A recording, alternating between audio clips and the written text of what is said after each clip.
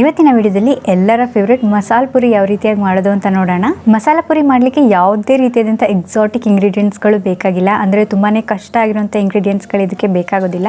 ಮನೆಯಲ್ಲೇ ಇರುವಂತಹ ಸಿಂಪಲ್ ತರಕಾರಿಗಳು, ಸೊಪ್ಪು ಮತ್ತು ಅಲ್ಪ ಸ್ವಲ್ಪ ಮಸಾಲ ಪುಡಿಗಳನ್ನ ಉಪಯೋಗಿಸ್ಕೊಂಡು ತುಂಬಾ ಸಿಂಪಲ್ ಆಗಿ ಮಸಾಲಪುರಿನ ತುಂಬಾ ಟೇಸ್ಟಿಯಾಗಿ ಮಾಡ್ಕೋಬೋದು. ಯಾವ ಇಂಗ್ರೀಡಿಯೆಂಟ್ಸ್ಗಳು ಕೂಡ ಹೆಚ್ಚು ಕಮ್ಮಿ ಆಗದಿರ ಪರ್ಫೆಕ್ಟ್ ಆಗಿರುವಂಥ ಮಸಾಲಪುರಿನ ಯಾವ ರೀತಿಯಾಗಿ ಮಾಡೋದು ಅಂತ ನೋಡೋಣ. ಇವತ್ತಿನ ವಿಡಿಯೋ ಇಷ್ಟ ಆದರೆ ಲೈಕ್ ಮಾಡಿ, ನಿಮ್ಮ ಫ್ರೆಂಡ್ಸ್, ಫ್ಯಾಮಿಲಿ ಮತ್ತು ನಿಮ್ಗೆ ಗೊತ್ತಿರೋರಿಗೆ ಎಲ್ಲರಿಗೂ ವಿಡಿಯೋನ ಶೇರ್ ಮಾಡಿ. ನೀವಿನ್ನೂ ನಮ್ಮ ಚಾನಲ್ಗೆ ಸಬ್ಸ್ಕ್ರೈಬ್ ಆಗಿಲ್ಲ ಅನ್ನೋದಿದ್ರೆ ಈ ಕೂಡಲೇ ಕೆಳಗಡೆ ಕಾಣ್ತಿರೋ ರೆಡ್ ಕಲರ್ ಸಬ್ಸ್ಕ್ರೈಬ್ ಬಟನ್ನ ಪ್ರೆಸ್ ಮಾಡಿ ಸಬ್ಸ್ಕ್ರೈಬ್ ಆಗಿ, ಮತ್ತು ಪಕ್ಕದಲ್ಲೇ ಇರೋ ಬೆಲ್ ಐಕನ್ನ ಪ್ರೆಸ್ ಮಾಡಿ ಆಲ್ ಅಂತ ಟ್ಯಾಪ್ ಮಾಡೋದನ್ನು ಮಾತ್ರ ಮರಿಬೇಡಿ. ತಡ ಮಾಡದೆ ವಿಡಿಯೋ ನೋಡೋಣ ಬನ್ನಿ. ಒಂದು ಪ್ಯಾನ್ನಲ್ಲಿ 4 ರಿಂದ 5 ದೊಡ್ಡ ಚಮಚದಷ್ಟು ಅಡುಗೆ ಎಣ್ಣೆ ಹಾಕ್ಕೊಂಡಿದ್ದೀನಿ. ಎಣ್ಣೆ ಸ್ವಲ್ಪ ಬಿಸಿ ಆದ ನಂತರ ಒಂದು ಚಕ್ಕೆ, ಒಂದು 4-5 ಲವಂಗ ಮತ್ತು ಒಂದು ಏಲಕ್ಕಿನ ಇದಕ್ಕೆ ಹಾಕ್ಕೊಂಡಿದ್ದೀನಿ. ಮತ್ತು ಒಂದು 4 ದೊಡ್ಡ ಸೈಜಿನ ಮೆಣಸಿನ್ಕಾಯಿನ ಮಧ್ಯದಲ್ಲಿ ಕಟ್ ಮಾಡ್ಕೊಂಡು ಹಾಕ್ಕೊಂಡಿದ್ದೀನಿ. ಯಾವಾಗಲೂ ಕೂಡ ಅಷ್ಟೇ ಮೆಣಸಿನ್ಕಾಯಿನ ಹಾಕೋಬೇಕಾದ್ರೆ ಹಾಗೆ ಫುಲ್ ಹಾಕೋಬೇಡಿ ಎಣ್ಣೆಯಲ್ಲಿ, ಯಾಕಂದರೆ ಎಣ್ಣೆಯಲ್ಲಿ ಸಿಡಿಯುತ್ತೆ ಅದು. ಇದನ್ನ ಇವಾಗ 1 ನಿಮಿಷದವರೆಗೆ ಬಾಡಿಸ್ಕೊತೀನಿ. ಒಂದು ಪೂರ ಬೆಳ್ಳುಳ್ಳಿನ ಬಿಡಿಸಿಟ್ಕೊಂಡಿದ್ದೀನಿ ಮತ್ತು 1 ಇಂಚಿನಷ್ಟು ಶುಂಠಿನ ಇದಕ್ಕೆ ಹಾಕ್ಕೊಂಡು ನೀಟಾಗಿ ಬಾಡಿಸ್ಕೊತಾ ಇದ್ದೀನಿ. ಒಂದು ವೇಳೆ ಶುಂಠಿ ಬೆಳ್ಳುಳ್ಳಿ ಪೇಸ್ಟ್ ಇದ್ದರೆ 1 ಸ್ಪೂನ್ ಡೈರೆಕ್ಟಾಗಿ ಇದಕ್ಕೇ ಹಾಕೋಬಿಡಿ. 2 ಮೀಡಿಯಮ್ ಸೈಜ್ ಈರುಳ್ಳಿನ ದಪ್ಪ ಕಟ್ ಮಾಡ್ಕೊಂಡು ಹಾಕ್ಕೊಂಡಿದ್ದೀನಿ. ಯಾಕಂದರೆ ಹೇಗಿದ್ರೂ ನಾವು ಈ ಮಿಕ್ಸ್ಚರ್ನ ರುಬ್ಕೋತೀವಿ, ಅದಕ್ಕಾಗಿ ಸೈಜ್ ಬಗ್ಗೆ ತಲೆ ಕೆಡಿಸ್ಕೊಳಕ್ಕೆ ಹೋಗ್ಬಿಡಿ. ಮತ್ತು 2 ಮೀಡಿಯಮ್ ಸೈಜ್ ಟೊಮ್ಯಾಟೊನ ದಪ್ಪ ಕಟ್ ಮಾಡ್ಕೊಂಡು ಹಾಕ್ಕೊಂಡಿದ್ದೀನಿ. ತುಂಬಾ ಏನಿದನ್ನೆಲ್ಲ ಬೇಯಿಸ್ಕೊಳ್ಳೋ ಅವಶ್ಯಕತೆ ಇಲ್ಲ. ಜಸ್ಟ್ ಈರುಳ್ಳಿ ಟೊಮ್ಯಾಟೊ ಎಲ್ಲ ಸಾಫ್ಟ್ ಆಗಬೇಕು, ಮೆತ್ತಗಾಗಬೇಕು, ಅಲ್ಲಿವರೆಗೂ ಸ್ವಲ್ಪ ಬೇಯಿಸ್ಕೊಳ್ಳಿ. ಸ್ವಲ್ಪ ಉಪ್ಪು ಹಾಕ್ಕೊಂಡಿದ್ದೀನಿ, ಯಾಕಂದರೆ ತುಂಬಾ ಬೇಗ ಸಾಫ್ಟ್ ಆಗುತ್ತೆ ಉಪ್ಪು ಹಾಕ್ಕೊಂಡ್ರೆ, ಅದಕ್ಕಾಗಿ.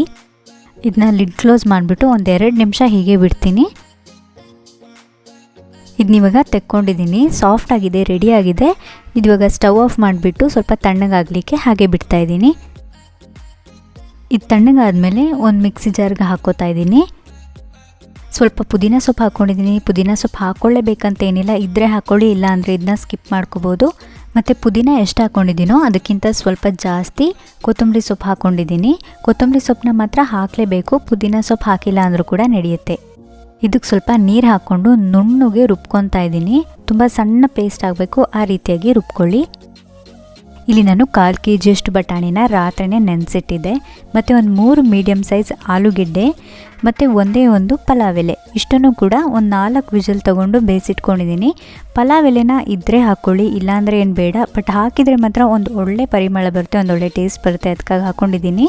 ಹೊರಗಡೆ ಎಲ್ಲ ಮಾಡಬೇಕಾದ್ರೆ ಬಟಾಣಿನ ಮಿನಿಮಮ್ ಅಂದರೂ ಒಂದು 2 ಗಂಟೆಗಳ ಕಾಲ ಓಪನ್ ಪಾತ್ರೆಯಲ್ಲಿ ಬೇಯಿಸ್ಕೊತಾರೆ, ಆವಾಗ ಅದಕ್ಕೊಂದು ಒಳ್ಳೆ ಟೇಸ್ಟ್ ಬರುತ್ತೆ. ಬಟ್ ನಾವಿಲ್ಲಿ ಒಂದು 2 ಗಂಟೆಗಳ ಕಾಲ ಆ ರೀತಿ ಬೇಯಿಸೋಕೆ ಆಗೋದಿಲ್ಲ, ಅದಕ್ಕಾಗಿ ಪ್ರೆಷರ್ ಕುಕ್ ಮಾಡ್ಕೊಂಡಿದ್ದೀನಿ. ಮತ್ತು ಎಲ್ಲ ಆಲೂಗೆಡ್ಡೆದನ್ನು ಸಿಪ್ಪೆ ತೆಗೆದುಬಿಟ್ಟು ಆಲೂಗೆಡ್ಡೆ ಮಾತ್ರ ಸಪ್ರೇಟ್ ಎತ್ಕೊಂಡಿದ್ದೀನಿ. ಯಾಕಂದರೆ ಬಟಾಣಿ ನಮಗೆ ತಿನ್ನಬೇಕಾದ್ರೆ ಹಾಗೆ ಸಿಕ್ಕಿದ್ರೇ ಅದಕ್ಕೊಂದು ಟೇಸ್ಟ್ ಚೆಂದ. ಎರಡನ್ನೂ ಒಟ್ಟಿಗೆ ಮಸ್ಕೊಳ್ಳೋಕೆ ಹೋಗಬೇಡಿ. ಸ್ವಲ್ಪ ಬಟಾಣಿ ತೊಗೊಂಡಿದ್ದೀನಿ, ಜಾಸ್ತಿನೂ ಏನು ತೊಗೊಂಡಿಲ್ಲ, ಸ್ವಲ್ಪ ಅಷ್ಟೇ. ಇದೆರಡನ್ನೂ ಇವಾಗ ಚೆಂದ ಮಸ್ಕೋಬೇಕು. ಒಂದು ವೇಳೆ ಬಟಾಣಿ ಇನ್ನೂ ಸ್ವಲ್ಪ ಗಟ್ಟಿ ಇದೆ, ಈ ರೀತಿಯಾಗಿ ಮ್ಯಾಶ್ ಮಾಡ್ಕೊಳ್ಳೋಕೆ ಆಗಲ್ಲ ಅನ್ನೋದಿದ್ರೆ ನಾವು ಮಸಾಲೆ ರುಬ್ಕೋತೀವಲ್ವ, ಅದ್ರ ಜೊತೆನೇ ಈ ಸ್ವಲ್ಪ ಬಟಾಣಿನ ಹಾಕ್ಕೊಂಡು ರುಬ್ಕೊಂಡ್ರೆ ಒಂದೊಳ್ಳೆ ಟೇಸ್ಟ್ ಬರುತ್ತೆ. ಇದನ್ನ ಚೆಂದ ಸಾಫ್ಟ್ ಆಗೋ ರೀತಿ ಮ್ಯಾಶ್ ಮಾಡ್ಕೊಂಡಿದ್ದೀನಿ. ಇದೆರಡನ್ನೂ ಕೂಡ ಸೇರಿಸ್ಕೊಂಡು ಇವಾಗ ಮಸಾಲೆಗೆ ರೆಡಿ ಮಾಡ್ಕೊಳ್ಳೋಣ. ನಾನು ಆವಾಗಲೇ ತರಕಾರಿನ ಹುರ್ಕೊಂಡಂಥ ಪ್ಯಾನ್ನಲ್ಲಿ ಮಸಾಲೆ ಮಾಡ್ಕೋತಾ ಇದ್ದೀನಿ. ಈ ಆಲೂಗೆಡ್ಡೆ ಮತ್ತು ಬಟಾಣಿನ ಬೇಯಿಸ್ಕೊಂಡಿದ್ದಂತಹ ನೀರಿದೆಯಲ್ಲ, ಇದನ್ನು ಎಸಿಲಿಕ್ಕೆ ಹೋಗಬೇಡಿ, ಯಾಕಂದರೆ ಮಸಾಲೆ ಬೇಯ್ತಾ ಏನಿದೆ ನೀರು ಗಟ್ಟಿಯಾಗ್ತಾ ಹೋಗುತ್ತೆ, ಅದಕ್ಕಾಗಿ ಅದನ್ನು ಎಸೆಯೋಕೆ ಹೋಗಬೇಡಿ, ಒಂದೊಳ್ಳೆ ಟೇಸ್ಟ್ ಇರುತ್ತೆ ಅದರಲ್ಲಿ. ಇವಾಗ ಮ್ಯಾಶ್ ಮಾಡ್ಕೊಂಡಿರೋವಂಥ ಆಲೂಗೆಡ್ಡೆ ಬಟಾಣಿ ಎರಡನ್ನೂ ಕೂಡ ಹಾಕ್ಕೊಂಡು ಇದೆರಡು ಒಂದಕ್ಕೊಂದು ಹೊಂದ್ಕೊಳ್ಳೋ ಥರ ಮಿಕ್ಸ್ ಮಾಡ್ಕೊತಾ ಇದ್ದೀನಿ. ಇದು ಸ್ವಲ್ಪ ಕುದಿಯೋಕ್ಕೆ ಸ್ಟಾರ್ಟ್ ಮಾಡಿದ್ಮೇಲೆ ಇದಕ್ಕೆ ನಾವು ಆವಾಗಲೇ ರುಬ್ಬಿಟ್ಕೊಂಡಿರೋವಂಥ ಮಸಾಲೆ ಹಾಕ್ಕೊತಾ ಇದ್ದೀನಿ. ಈ ಮಸಾಲೆಗೆ ಉಂಟಲ್ಲ, ತರಕಾರಿನೆಲ್ಲ ಹುರ್ಕೊಂಡ್ಮೇಲೆ ಕೊನೆಯಲ್ಲಿ ಸೊಪ್ಪುಗಳನ್ನ ಹಾಕ್ತೆ. ಆ ರೀತಿ ಮಾಡ್ಕೊಂಡಿರೋ ಒಮ್ಮೆಲೆ ಎಲ್ಲದನ್ನು ಹುರ್ಕೊಂಡ್ಬಿಟ್ಟು ಎಣ್ಣೆಯಲ್ಲಿ ನಂತರ ರುಬ್ಕೋಬೋದು. ಯಾಕಂದರೆ ನಾನು ಪಾನಿಪುರಿಯವ್ರಿಗೆ ಕೇಳಿದಾಗ ಅವ್ರು ಹೇಳಿದ್ದು ಸೇಮ್ ನಾವು ಮಟನ್ ಸಾರಿಗೆ ಯಾವ ರೀತಿಯಾಗಿ ಮಸಾಲ ಮಾಡ್ಕೊತೀವಿ ಅದೇ ರೀತಿ ಪ್ರಿಪೇರ್ ಮಾಡ್ಕೋಬೇಕು ಅಂತ. ನಮ್ಮಮ್ಮ ಕೂಡ ಬಿರಿಯಾನಿಗೆ ಸೇರುವ ಎಲ್ಲ ಪ್ರಿಪೇರ್ ಮಾಡಬೇಕಾದ್ರೆ ಎಣ್ಣೆನಲ್ಲೇ ಮೊದಲೇ ಎಲ್ಲದನ್ನು ಸೇರಿಸಿ ಸಾಫ್ಟ್ ಮಾಡಿಕೊಂಡು ನಂತರನೇ ರುಬ್ಕೊತಾರೆ. ಬಟ್ ನಾನು ಕೊನೆಯಲ್ಲಿ ಯಾಕೆ ಹಾಕ್ಕೊಂಡೆ ಅಂದರೆ ಸೊಪ್ಪು ಸ್ವಲ್ಪ ಹಸಿಯಾಗಿ ಹಾಕಿದರೆ ಗ್ರೀನ್ ಕಲರ್ ಹಾಗೆ ಬರುತ್ತೆ, ಕಲರ್ ಹಾಗೆ ಇರುತ್ತಲ್ಲ, ಚೆನ್ನಾಗಿ ಕಾಣಿಸುತ್ತೆ ಅಂತ ನಾನು ಕೊನೆಯಲ್ಲಿ ಆ್ಯಡ್ ಮಾಡಿಕೊಂಡೆ ಸೊಪ್ಪನ್ನ. ಕೊನೆಗೆ ತಿನ್ನೋರು ನಾವೇ ಅಲ್ವಾ, ಸೊ ನಾವು ಯಾವ ಪ್ರೊಸೀಜರ್ ಫಾಲೋ ಮಾಡಿದ್ರೂ ಕೂಡ ತಪ್ಪಿಲ್ಲ. ಜಾರ್ನಲ್ಲಿ ಉಳ್ಕೊಂಡಿದ್ದಂತಹ ಮಸಾಲೆಗೆ ಸ್ವಲ್ಪ ನೀರು ಸೇರಿಸ್ಕೊಂಡು ಹಾಕ್ಕೊಂಡಿದ್ದೀನಿ. ಇದಕ್ಕೆ 1 ಟೀ ಸ್ಪೂನ್ ಧನಿಯಾ ಪುಡಿ ಮತ್ತು 1 ಟೀ ಸ್ಪೂನಷ್ಟು ಅಚ್ಚ ಖಾರದ ಪುಡಿ ಮತ್ತು ಸ್ವಲ್ಪ ಅರಿಶಿನ ಪುಡಿ ಮತ್ತು ಒಂದು 1/4 ಟೀ ಸ್ಪೂನಷ್ಟು ಗರಂ ಮಸಾಲ ಇಷ್ಟನ್ನು ಕೂಡ ಹಾಕ್ಕೊಂಡು ಚೆಂದ ಮಿಕ್ಸ್ ಮಾಡ್ಕೊತಾ ಇದ್ದೀನಿ. ನೀವು ಈ ಪುಡಿನ ಹೀಗೆ ಡೈರೆಕ್ಟಾಗಿ ಹಾಕ್ತೀರಾ, ಸ್ವಲ್ಪ ನೀರಲ್ಲಿ ಮಿಕ್ಸ್ ಮಾಡಿಕೊಂಡು ನಂತರ ಇದಕ್ಕೆ ಸೇರಿಸಿದ್ರೇ ಒಳ್ಳೆಯದು. ಯಾಕಂದರೆ ಇದು ಗಂಟು ಹಾಗೆ ಉಳ್ಕೊಂಬಿಡುತ್ತೆ, ಇದರಲ್ಲಿ ನೀಟಾಗಿ ಮಿಕ್ಸ್ ಆಗೋದಿಲ್ಲ. ಅದಕ್ಕಾಗಿ ಸ್ವಲ್ಪ ನೀರು ಹಾಕ್ಕೊಂಡು ಈ ಪುಡಿಗಳನ್ನ ಮಿಕ್ಸ್ ಮಾಡಿ ನಂತರ ಇದಕ್ಕೆ ಸೇರಿಸ್ಕೊಂಡ್ರೆ ತುಂಬ ಚೆನ್ನಾಗಿ ಒಂದಕ್ಕೊಂದು ಹೊಂದ್ಕೊಳ್ಳುತ್ತೆ. ರುಚಿಗೆ ತಕ್ಕಷ್ಟು ಉಪ್ಪು ಹಾಕ್ಬಿಟ್ಟು ಇದನ್ನ ಇವಾಗ ಚೆಂದ ಮಿಕ್ಸ್ ಮಾಡ್ಕೊತೀನಿ. ಇದೊಂದು 10-15 ನಿಮಿಷದಲ್ಲಿ ಈ ಮಸಾಲೆ ರೆಡಿ ಆಗಿಬಿಡುತ್ತೆ. ನಾವು ಆಲೂಗೆಡ್ಡೆ ಬಟಾಣಿ ಎಲ್ಲ ಹಾಕಿರೋದ್ರಿಂದ ಇದನ್ನು ಬೇಯಿಸಿದಷ್ಟು ಗಟ್ಟಿ ಆಗ್ತಾ ಹೋಗುತ್ತೆ. ಸೊ ನಿಮಗೆ ತುಂಬ ಗಟ್ಟಿ ಆಯಿತು ಅನ್ನೋದಿದ್ರೆ ಸ್ವಲ್ಪ ನೀರು ಹಾಕ್ಕೊಂಡು ಸರಿ ಮಾಡ್ಕೊಳ್ಳಿ.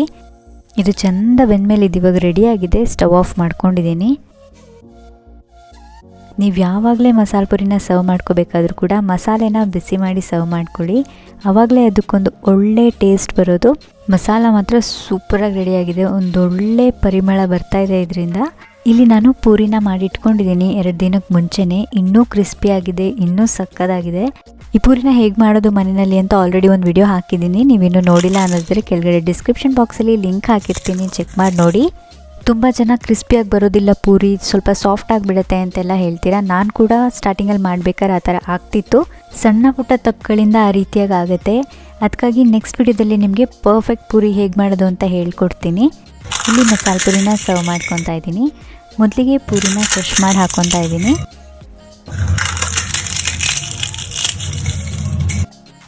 ನಾವು ರೆಡಿ ಮಾಡ್ಕೊಂಡಿರುವಂತಹ ಮಸಾಲೆ ಹಾಕ್ಕೊಂಡಿದ್ದೀನಿ ಮತ್ತು ಸಣ್ಣದಾಗಿ ಹೆಚ್ಚಿರುವಂಥ ಈರುಳ್ಳಿ ಹಾಕ್ಕೊಂಡಿದ್ದೀನಿ, ಸ್ವಲ್ಪ ಟೊಮ್ಯಾಟೊ, ಸ್ವಲ್ಪ ಕ್ಯಾರೆಟ್ನ ತುರಿದು ಹಾಕ್ಕೊಂಡಿದ್ದೀನಿ ಮತ್ತು ಸ್ವಲ್ಪ ಕೊತ್ತಂಬರಿ ಸೊಪ್ಪನ್ನ ಹಾಕಿ ಕೊನೆಯಲ್ಲಿ ಇದ್ರ ಮೇಲೆ ಸ್ವಲ್ಪ ಸೇವ್ ಹಾಕಿಬಿಟ್ಟು ಸರ್ವ್ ಮಾಡ್ಕೊಂಡಿದ್ದೀನಿ. ಇವಾಗಂತೂ ಎಲ್ಲರೂ ಹೊರಗಡೆ ಫುಡ್ನ ಮಿಸ್ ಮಾಡ್ಕೊತಾ ಇದ್ದಾರೆ. ಅದರಲ್ಲೂ ಮಸಾಲೆ ಪುರಿ ಅಂತೂ ತುಂಬಾ ಮಿಸ್ ಮಾಡ್ಕೊತಾರೆ. ಟೇಸ್ಟ್ ಮಾತ್ರ ಅಲ್ಟಿಮೇಟಾಗಿದೆ.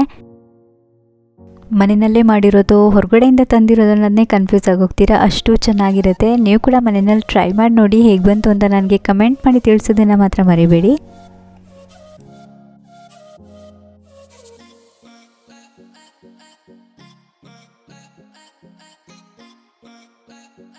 ನೋಡಿದ್ರಲ್ವಾ ಎಷ್ಟು ಸಿಂಪಲ್ ಇಂಗ್ರೀಡಿಯೆಂಟ್ಸಿಂದ ಎಷ್ಟು ಈಸಿಯಾಗಿ ಮಸಾಲ ಪುರಿನ ಮಾಡ್ಕೋಬೋದು ಅಂತ. ಪ್ರತಿಯೊಂದು ಮನೆಯಲ್ಲೇ ಸಿಗುವಂಥ ಇಂಗ್ರೀಡಿಯೆಂಟ್ಸ್ನ ನಾನು ಬಳಸ್ಕೊಂಡಿದ್ದೀನಿ. ಪೂರಿ ಕೂಡ ಮನೆಯಲ್ಲೇ ಮಾಡಿರುವಂಥದ್ದು.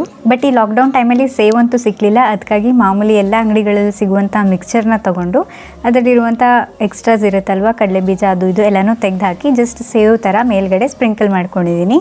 ಸೇವ್ ಕೂಡ ಮನೆಯಲ್ಲೇ ತುಂಬಾ ಸಿಂಪಲಾಗಿ ಮಾಡ್ಕೋಬೋದು. ಜಸ್ಟ್ ಕಡಲೆ ಹಿಟ್ಟು ನೀರನ್ನ ಮಿಕ್ಸ್ ಮಾಡಿಬಿಟ್ಟು ಚಕ್ಲಿ ಹೊತ್ತೋ ಮಿಷಿನಲ್ಲಿ ಎಣ್ಣೆಗೆ ಬಿಟ್ಟರಾಯಿತು, ಅಷ್ಟೇ. ಸೇವ್ ಮಾಡೋದು ತುಂಬಾ ಸಿಂಪಲ್. ಒಂದು ವೇಳೆ ವಿಡಿಯೋ ಬೇಕಿದ್ರೆ ಕಮೆಂಟ್ ಮಾಡಿ ತಿಳಿಸಿ, ಅದನ್ನ ಕೂಡ ಬೇಕಿದ್ರೆ ನಾನು ವಿಡಿಯೋ ಮಾಡಿ ಹಾಕ್ತೀನಿ. ಇವತ್ತಿನ ವಿಡಿಯೋ ಇಷ್ಟ ಆದರೆ ಲೈಕ್ ಮಾಡಿ, ನಿಮ್ಮ ಫ್ರೆಂಡ್ಸ್, ಫ್ಯಾಮಿಲಿ ಮತ್ತು ಯಾರ್ಯಾರು ಪಾನಿಪುರಿ ಪ್ರಿಯರಿದ್ದಾರೆ ಎಲ್ಲರಿಗೂ ಕೂಡ ಈ ವಿಡಿಯೋನ ಶೇರ್ ಮಾಡಿ. ನೀವಿನ್ನೂ ನಮ್ಮ ಚಾನಲ್ಗೆ ಸಬ್ಸ್ಕ್ರೈಬ್ ಆಗಿಲ್ಲ ಅನ್ನೋದಿದ್ರೆ ಈ ಕೂಡಲೇ ಸಬ್ಸ್ಕ್ರೈಬ್ ಮಾಡ್ಕೊಳ್ಳಿ. ನಾನು ನಿಮಗೆ ಸಿಗ್ತೀನಿ ಮತ್ತೊಂದು ವಿಡಿಯೋ ಜೊತೆ. ಅಲ್ಲಿವರೆಗೂ ಹ್ಯಾಪಿ ಕುಕಿಂಗ್.